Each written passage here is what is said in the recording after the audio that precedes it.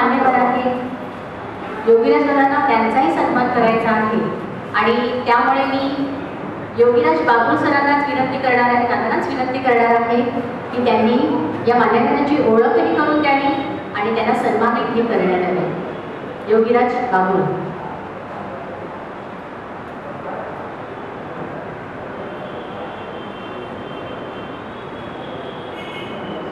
सर्वप्रथम मंचावर विराजमान सर्व मान्यवर आणि मंचासमोर आपण उपस्थित असलेले सर्व रसिक श्रोतेजन,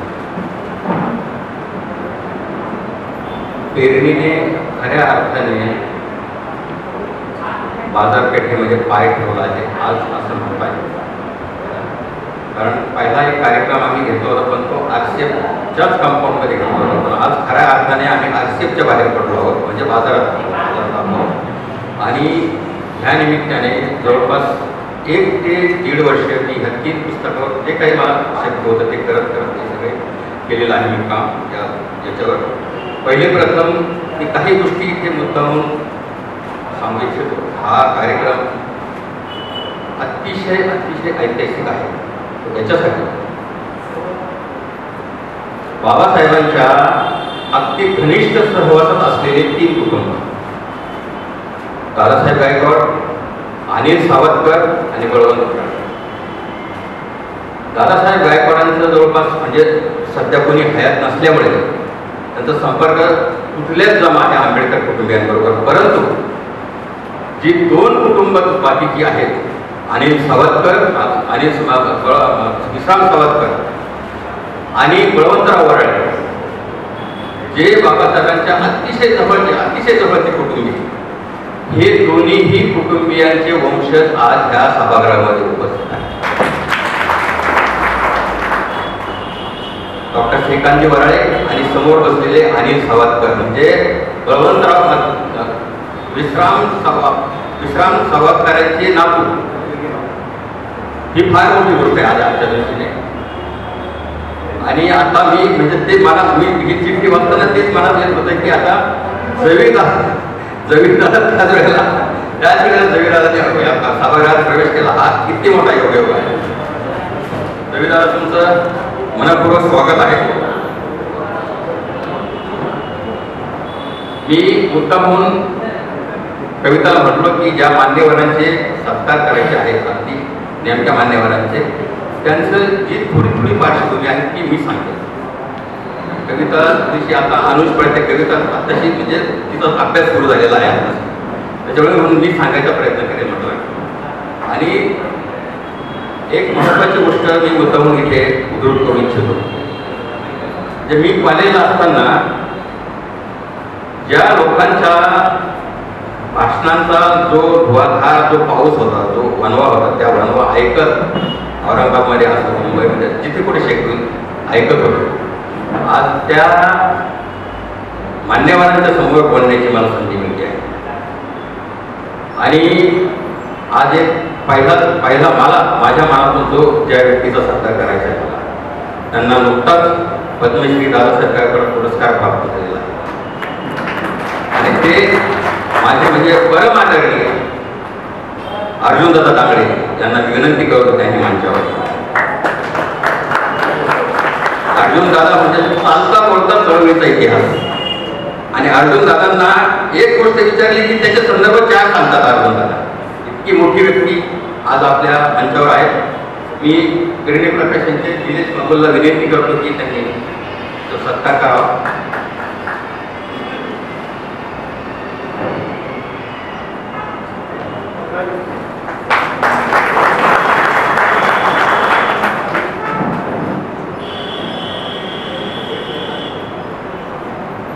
दुसरी महत्वाची व्यक्ती म्हणजे ज्याला आपण एकेकाळी म्हणायचे की दलित ग्रंथाचे 5 पीर ज्यांना म्हणतात जातं, 5 पीरांनी हे दलित ग्रंथ सुरू झाले। त्या 5 पीरांपैकी एक पीर आपल्या ह्या ऑडिटोरियममध्ये आपल्या ह्या मंचावर आपल्या सभागृहामध्ये उपस्थित आहे। आणि मित्रांनो, मी 11वीला असताना असंच माझ्या हातामध्ये एक काव्यसंग्रह मिळाला, नाट्यबंदी। आज माझी सांभाळून ठेवलेलं आहे मित्रांनो, त्याचं मग प्रश्न काढलेलं आहे राजा ढले आणि म्हणजे तो कविता संग्रह आजही म्हणजे एक अप्रूप वस्तू म्हणून आहे, तो अगदी जीर्ण झालेली म्हणजे तो आजही तो कंदील मग पृष्ठावर राजाभाऊंनी काढलेला चळवळी होती. आणि ज्या लोकांनी दलित पॅन्थरची स्थापना केली त्या दलित पॅन्थरच्या स्थापनेपैकी एक असलेले जवीद पवार म्हणजे माझं इतकं मला स्वतःला मी भाग्यवान समजतो की आज महाराष्ट्र शासनाच्या समितीवर मला जवीद दादांबरोबर काम करायचं. हे आमच्या आदर्श चळवळीच्या वेळेस अर्जुन दादा असलं की जवीद दादा जे आहे, आम्ही लहान 11वी 12वीला असताना हे लोक आमचे आदर्श, यांच्याबरोबर मी आज काम करतोय. मी जवीद दादांना विनंती करेन की त्यांनी कृपया मंचावर यावं. मी संजय आवटेजींना विनंती करेन की त्यांचं आपण समजून घ्यावं. ही फार मोठी म्हणजे काय, ही इतकी मोठी लोक आहेत चळवळीमध्ये. एकेकाळी यांनी पूर्ण महाराष्ट्र ढवळून काढलेला आहे.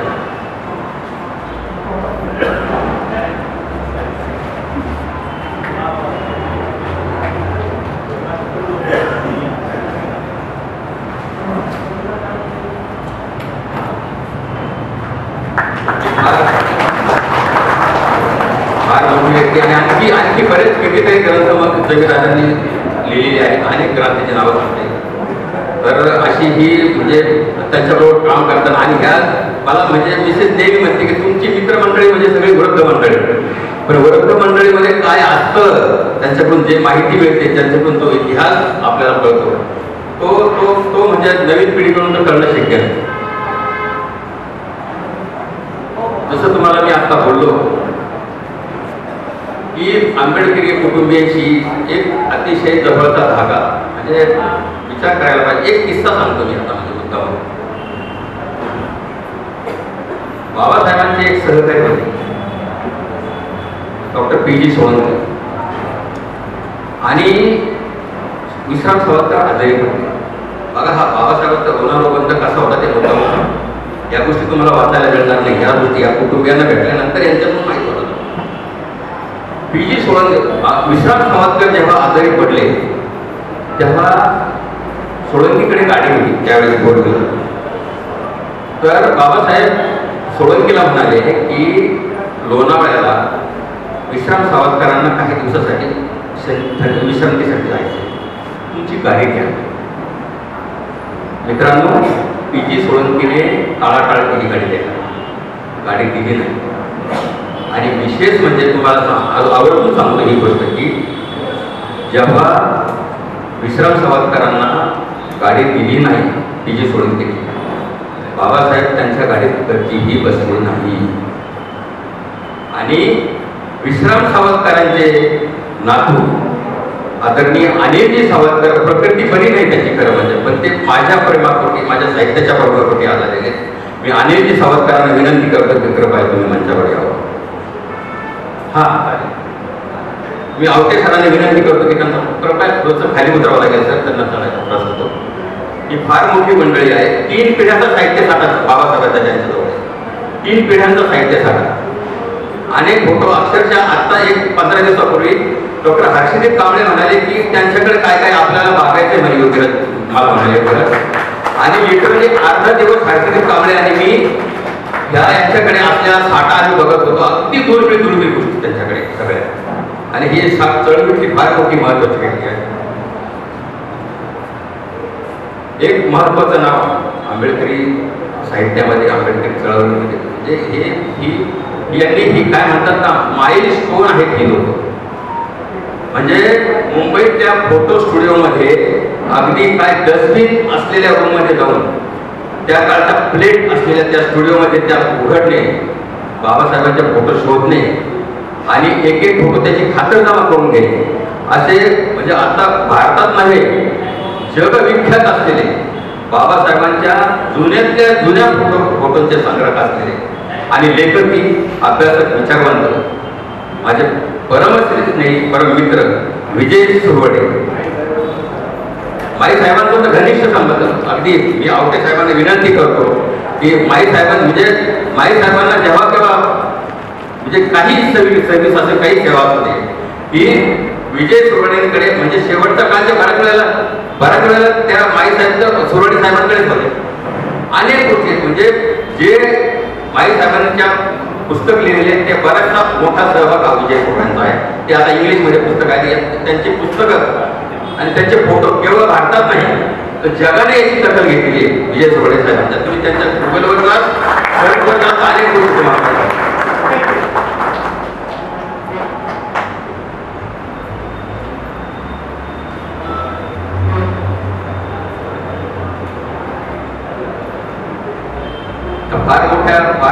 फार महनीय व्यक्ती आहे. यांच्याशी संवाद केल्यानंतर यांना बघितल्यानंतर आपल्याला हे सगळं कळतं. सुरेश साहेब आपलं मनपूर्वक आभार. आपण दुसऱ्या सत्राकडे आता वळतो आहोत. मी विक्रमजी गायकवाड आहेत ती इथे मला दिसते नाही आलो. अरे मित्रांनो, तर माझ्या पाचटचं मतप्रश्न आहे जगविख्यात आर्टिस्ट आणि हर्षदेव कांबळे साहेबांच्या बरोबर आमच्याबरोबर ते काम करत असतात. आणि आजचं मुखप्रश्न 65 बघतो ते आपण सध्या समोर ते काढलेलं आहे विक्रमजी गायकवाड. आणि मला म्हणजे विदेशात आपली कला सादर केल्यानंतर त्याचा कसा इफेक्ट होतो त्याची ही झलक आहे. मी माझ्या 65चे मुखपृष्ठकार विक्रमजी गायकवाडांना विनंती करतो की तुम्ही स्टेजवर यावं. लक्ष्मणजी गायकवाड माझे फार जवळचे मित्र, त्यांना मी विनंती करतो की विक्रमजींचा आपण सत्कार करावा. फार मोठी व्यक्ती आहे सर. तुम्ही गुगलला जाते ह्या माणसाने इतकं मोठं काम करून ठेवले. जगामध्ये ज्युरी म्हणून भारताचं प्रतिनिधित्व करणारी व्यक्ती आणि माझ्यासारखं फार फार फार फार सुंदर माणसाच्या पुस्तकाचा मुखपृष्ठ यांनी केलेला आहे. आणि म्हणजे माझ्या कमिटी हर्षदेव कांबळे साहेबांच्या कमिटीबरोबर हे काम करतात. माझ्याबरोबर मला त्यांच्याबरोबर काम करण्याची संधी मिळते. खरं म्हणजे माझं वाक्य समजतं. आमच्या सम्राट अशोक बुद्ध विहार जे आहे त्याचे अध्यक्ष आज मुद्दाम या कार्यक्रमाला माझ्या विनंतीला मान आलेले आहे. मी श्यामजी शिरसाट यांना विनंती करतो की एक पेरणीच्या वतीने आपण त्यांचा सत्कार करावा.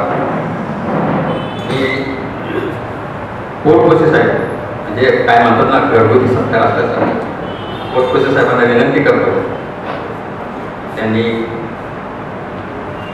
श्यामचा शिरसाट करावा. सत्कार करा.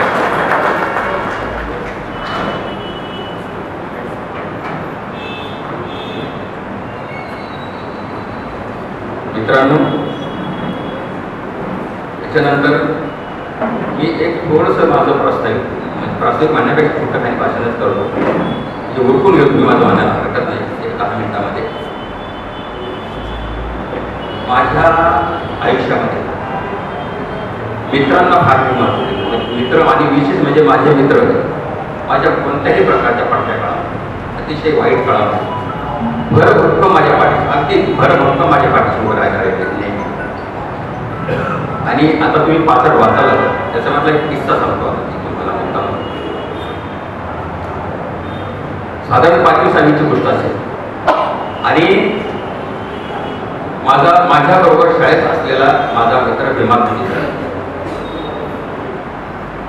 सगळ्या गोष्टी आम्ही बरोबर म्हणजे शाळेमध्ये बरोबर, नदीमध्ये खेकडे धरायला बरोबर, आणखी काय विटे लावून खेळायला बरोबर, एवढेच नव्हे तर काही मारामाऱ्या खेळायला बरोबर, सगळ्या गोष्टीला बरोबर. एक 4वी-5वीला असताना आम्हाला एक दोघांना सवय लागली. आमचं गाव नाशिक औरंगाबाद हायवेवर खंडाळा. बसस्टँडवर लोकांनी विड्या घेऊन किंवा सिगरेट घेऊन जी थोडकं फेकलेली असतात ती वेचायची आणि ती चोरून घ्यायची. ओढायची. ते 65 मी सगळं सांगितलं. भीमाने हे उद्योग करायचा उन्हाळ्याच्या दिवसामध्ये. आणि उन्हाळ्याच्या दिवसामध्ये शक्यतो रोजगार काय राहायचा, शेतामध्ये जे खत टाकले ते बांधण्यासाठी रोजगार मिळायचा बायांना किंवा मग काही काशा वेचायला रोजगार मिळायचा. हे भीमाची आई मांडाबाई आणि माझी आई त्या 4-5 बाया बरोबर रोजगाराला जायचा. आमचा हा उद्योग नेहमी चालायचा. थोडकं वेचायचे आणि सिगरेटचं थोडं मिळालं की अतिशय आईटमध्ये प्यायचं.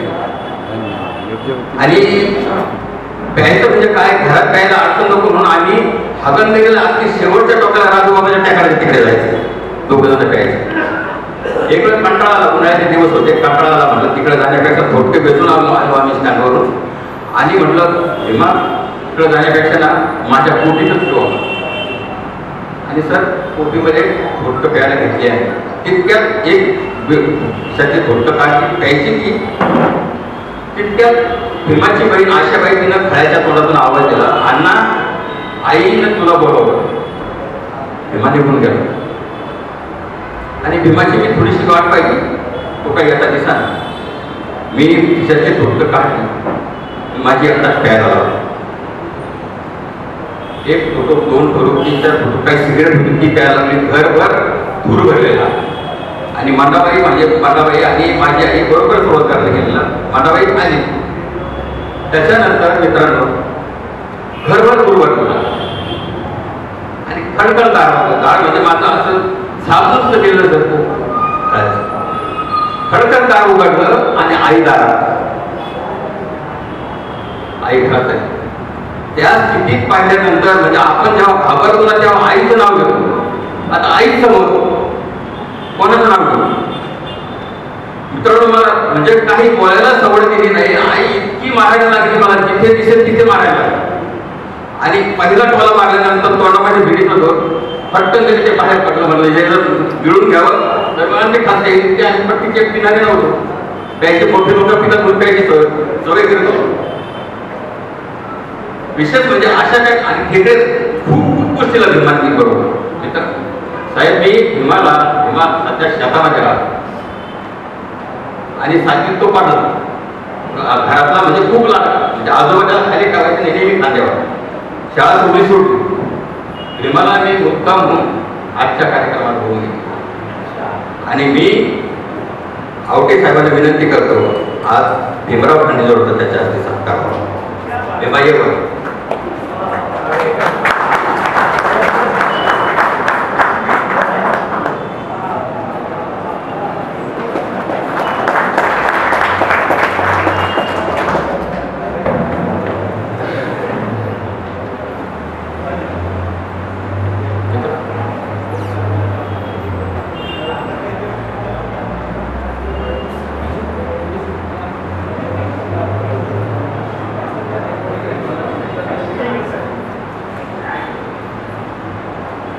आम्हाला फार सातवीपर्यंत काय नेहमीच जवळपास मित्र आहे.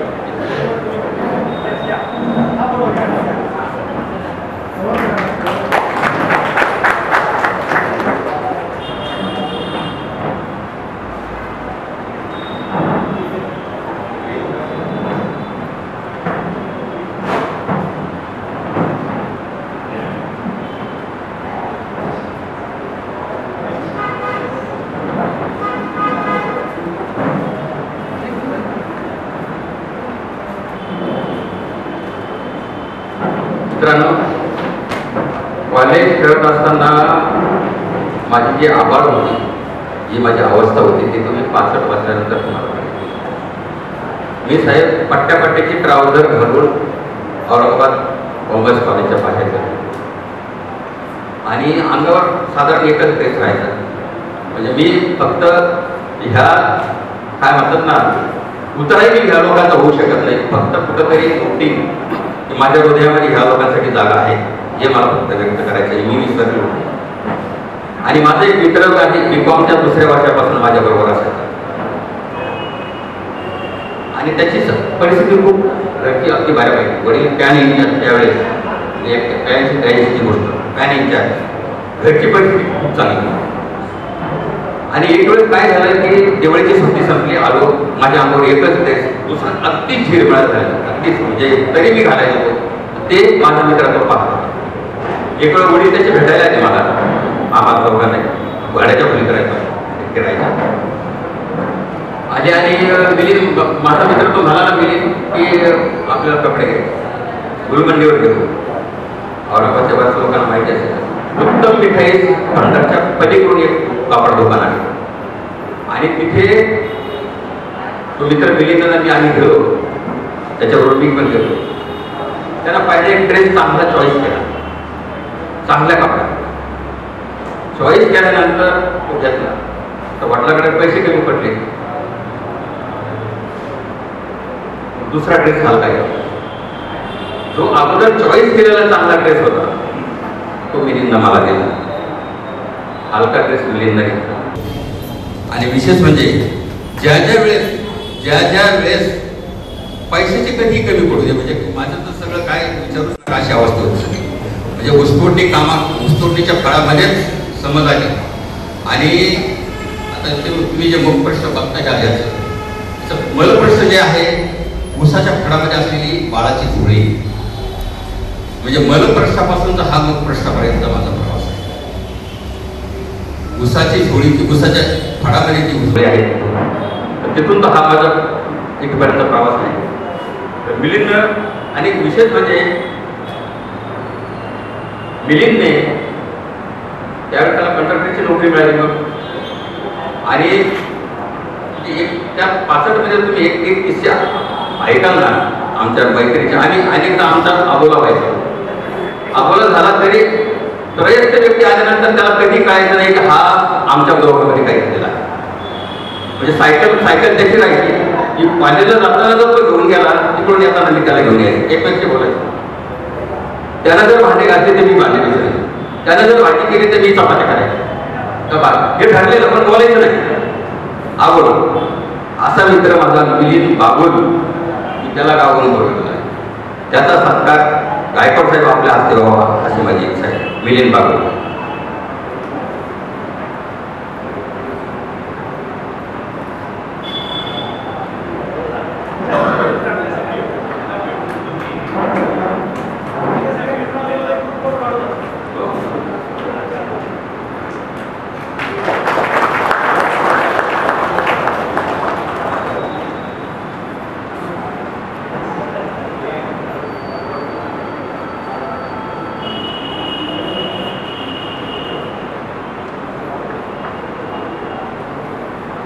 आता आपण बोलूया आरसेपकडे.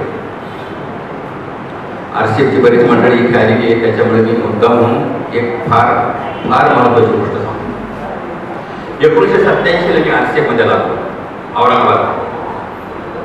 लागलो कसा ती पण मजेदार गोष्ट.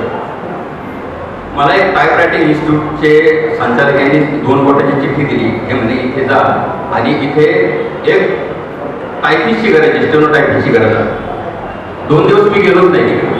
मला वाटलं काहीतरी छोटीशी काहीतरी एंटरप्रेन्युअर छोटीशी एजन्सी असेल. 2 दिवस गेलो नाही. तिसऱ्या दिवशी वेळ होता म्हणून जाऊन बघितलं. Rashtriya chemicals and fertilizers government of Andhra. बापरे, म्हणजे फार मोठं प्रकरण दिसतंय. मग मध्ये गेल्यानंतर त्या दिवशी जुने मंडळी तुम्हाला माहिती आहे साहेब R Jayaraman chief marketing manager त्यावेळेस होते. चीफ मार्केटिंग मॅनेजर म्हणजे खूप मोठे पुस्तक आहे. आर जयरामन होते. आणि त्यावेळेस नेमकी औरंगाबादच्या एरिया ऑफिसला बैठक होती, एरिया ऑफिसची. त्यांनी मला तिथंच इंटरव्ह्यू घेतली. मी जॉब बेसिसवर कामाला लागलो. एक स्टेटमेंट टाईप केलं की 5 रुपये, एक लेटर टाईप केलं की 3 रुपये, कार्बन कॉपी 2 रुपये. असं मी तिथे 1.5 वर्ष काम करतो जॉब बेसिसवर. आणि घरचे समजले की हा नोकरीला लागले, हे लागले पुरी पाहिजे घरच्या. माझा काहीच भाव ठिकाणा नाही नोकरीचा. जॉब बेसिसवर काम.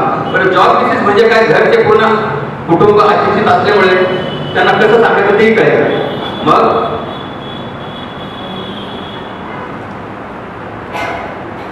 म्हातारे साहेबांना ह्या सगळ्या गोष्टी रिव्ह्यू होत असतात बरोबर, कारण ते त्या परिसरात चांगले परिचित आहेत. मित्रांनो, 1.5 वर्ष मी असं तसं काम केलं.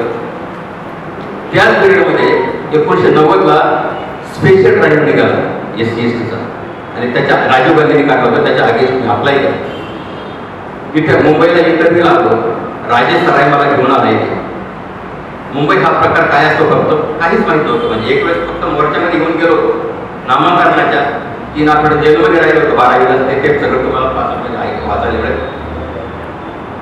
इथे इंटरव्ह्यूला आलो. इंटरव्ह्यू झाली. निघालो परत मुंबईला. मित्रांनो, तुम्हाला आश्चर्य वाटेल, टच होईल. मी कुर्ल्याच्या लोकल स्टेशनवर रात्रभर झोपलो. आणि त्या लोकलच्या यायच्या जायचं त्यांना विचारायचो, ह्या लोकलमध्ये उतरणाऱ्या लोकांना ही नाशिकला जाते का, ही मनमाडला जाते का, लोकल काय आणि बाहेर जाणाऱ्या ट्रेन काय हेच समजत नव्हतं.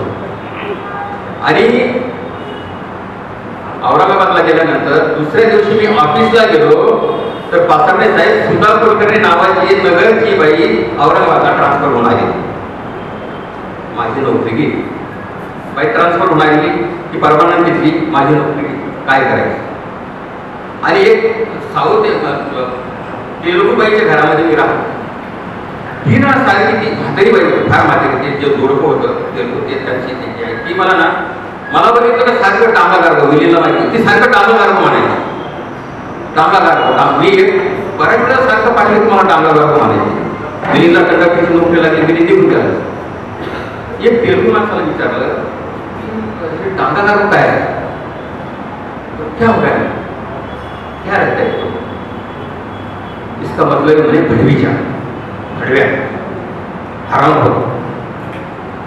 त्या रूम मालकाचं माझं 3 महिन्याचं भाडं थकलेलं होतं, त्याच्यामुळे ती म्हातारी मला शिवाय देत होती. आणि मग 3 महिन्याचं भाडं थकलेलं, नोकरी गेलेली.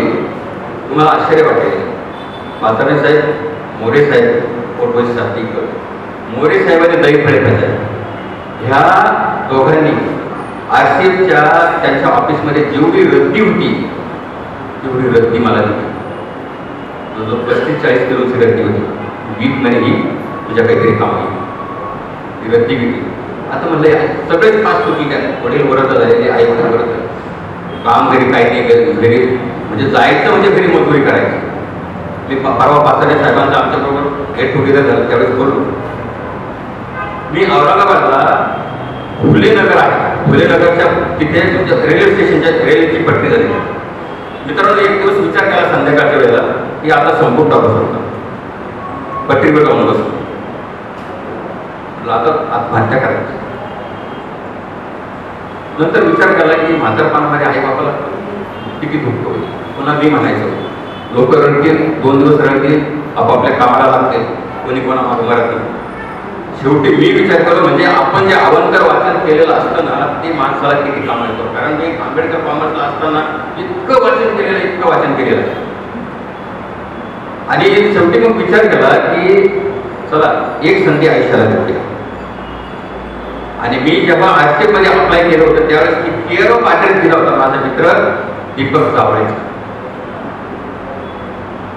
आणि मित्रांनो घरी आलो म्हणजे परत आल्यानंतर म्हणजे आत्महत्या करायला गेलो.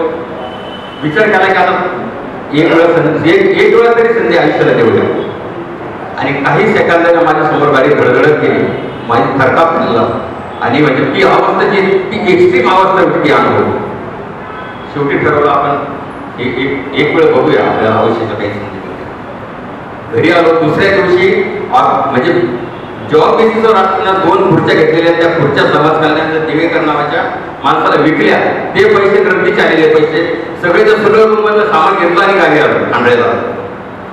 खंडळेला आल्यानंतर दुसऱ्या दिवशी सगळे विचारायला लागले कधी आला?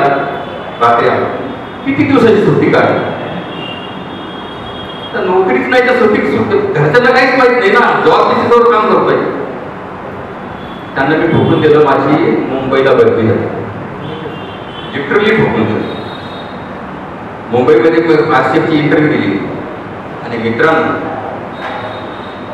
म्हणजे मी अगोदर बोललो की माझे मित्र कसे. 12 दिवसानंतर ज्या व्यक्तीचा मी केअर ऑफ ॲड्रेस दिला होता तो माझा मित्र दीपक जावळे. हा औरंगाबादून माझ्या गावी जूनच्याच पहिला आठवडा माझी ऑर्डर घेऊन स्वतःच भाडं करून आला. दीपक जावळे आलात का? रेल्वेमध्ये होते मला पाहिजे. मित्रांनो हा दीपक जावळे माझी ऑर्डर घेऊन आला. आणि ती ऑर्डर पाहिल्यानंतर मी जे खोटं बोललो होतो किंवा जी माझी बदनामी होणार होती त्याच्यातून माझे म्हणजे इतकं मोठं छातीवरचं मोठं बाजूला झालं सारखं वाटलं मला. आणि मी दीपक जावळेला बोलवलं. कार्यक्रम रेल्वेमध्ये बसले होते आता काहीतरी आला की माझे 3 जवळचे मित्र त्यातल्या त्यात आहेत, भरपूर जवळचे. तर हा माझा जीवन प्रवास आतापर्यंत हे माझं पाचक आहे की वयाच्या 23 वर्षापर्यंत. पण 23 वर्षामध्ये जे काही म्हणजे प्रचंड जो संघर्ष केला बियॉन्ड दी लिमिट, जे लिटरली रूम मालकीनीच्या भाकरी चोरून खाऊपर्यंत आल्यापर्यंत खूप माणसाचे काय असतात. हे तुम्हाला सगळं बऱ्याच गोष्टी तुम्हाला वाचायला मिळतील. मी थोडंसं लांबतं घेतलं, मला माफ करा, येथेच थांबतो. धन्यवाद. मी आता त्याच्याविषयी बोलणार नाही, प्रिय रामू आणि विठाबाईविषयी बोलणार नाही, बाकीची मंडळी त्याच्यावर प्रकट करेल. धन्यवाद.